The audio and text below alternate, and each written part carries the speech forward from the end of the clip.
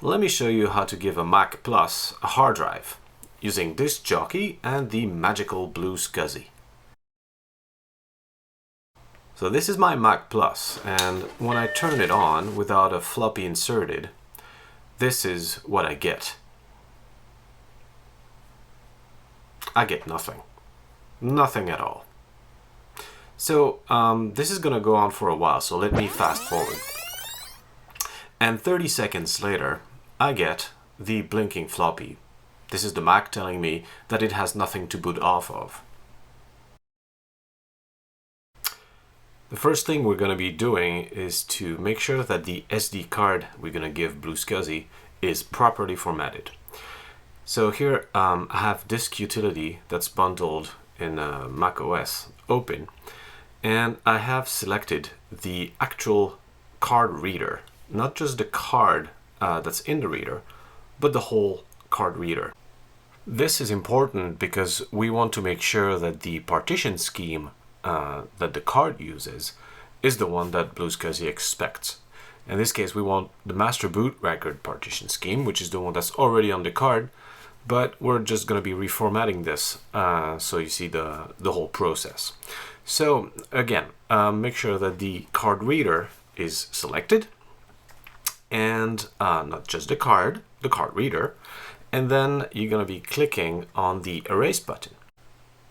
Here you're going to want to select the exFAT format for the partition that will be created on the card, and the partition scheme has to be master boot record. That's it. Once you have done this, you can give it a name if you want. We're going to be calling it BlueSCSI so that we recognize it easily.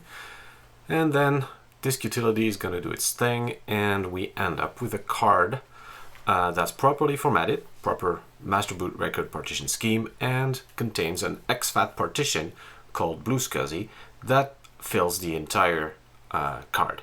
This is what we want, and now we're going to be able to move on to the next step using Disk Jockey. I'm going to drag the card volume here so it's easily reachable. This is Disk Jockey version 2 for macOS. We're going to be using this version because it contains an interesting feature that we're going to be needing later on. There's two ways to create disk images using the image creator. You can either specify a capacity by typing it in, or you can tell Disk Jockey to use a classic configuration. Now this is just a fun way to select an image size for your disk image. It does not mean that your disk image is only going to work on those machines. So let's say, for example, that I want to create a disk image that matches the capacity of a PowerMac 7100. Then Disk Jockey would tell me, well, there's two possibilities. It's either a 250 or a 500 megabytes disk, because that's the size of the disks that existed back then in the 7100. So specify capacity by typing it in, or just select a classic configuration. Your disk image will work either way. Now, the Mac Plus did not have an internal hard drive, but Apple used to sell an external hard drive for it called the Hard Disk 20SC, and you can find it in the classic configuration menu if you want. That's what we're going to be using to replicate that historical flavor for our diskless Mac Plus. So now I'm telling Disk Jockey that we're going to be using this disk image in BlueSCSI. Then I'm going to assign it to a SCSI ID, and in this case we're going to be using SCSI ID 0 because it's going to be the only hard drive in the machine. Disk Jockey helpfully reminds us that SCSI ID 0 is typically reserved for the internal hard drive of the Mac, but in this case we don't care. Now, when I click on the Advanced Options button, I can see the list of the volumes that Disk Jockey has created on my disk image. Currently, there's only one, the 20 megabytes volume. I'm going to be adding one. I'm choosing a System 6.0.8 bootable partition that's 2 megabytes in size.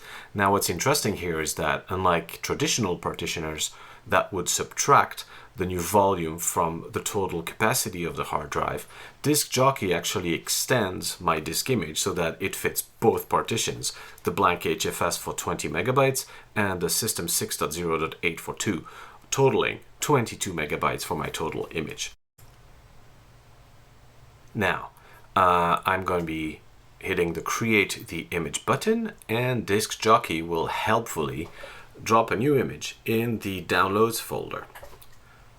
Here it is. It's 22 megabytes as expected, and the next step will be to drag this disk image onto the BlueSCSI volume that I created earlier. Here we go.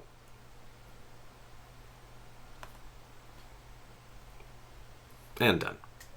There it is. It's on my volume. Excellent. Let's move on to the fun part. So back at my Mac Plus, I will be using a BlueSCSI V1 DB25 that I can plug in the back and insert the SD card, easy enough, and then connect it to the SCSI port of the Mac Plus. It's early, so the SCSI logo is not on it, but yeah, it's a SCSI port. Also very important, because the Mac Plus does not have termination power, I need to supply the DB25 with USB power so that it can actually work. And that's it. Well, the Mac Plus is a little confused right now because it's looking at its usual floppy drive and it doesn't see a floppy in it. So the next thing it's going to be doing is take a look at the SCSI bus. And it's going to start polling the SCSI bus from the highest SCSI ID to the lowest. And finally, after a little while, it gets down to SCSI ID 0, which is where we put the BlueSCSI. And lo and behold, boom! It finds the boot volume. It starts booting from it and then prompts you for a name because I've included the local talk client with the 608 volume that's in Disk Jockey so that you can put it on the network if you want. Once that's done, booting resumes and finally completes. The desktop appears and you will see appear now the system 608 volume, which makes sense, and then the Mac Plus prompts you because it finds something that's apparently damaged. It's not though. It's the empty partition that we created, the 20 megabytes partition, that needs to be formatted. So just say, yeah, let's format this thing, give it a name, and now you have two volumes on your desktop. The system 608 volume that contains the system folder from which the computer booted, and the DB25 volume that contains 20 megabytes of available space. And we're done. Have fun with your Mac Plus.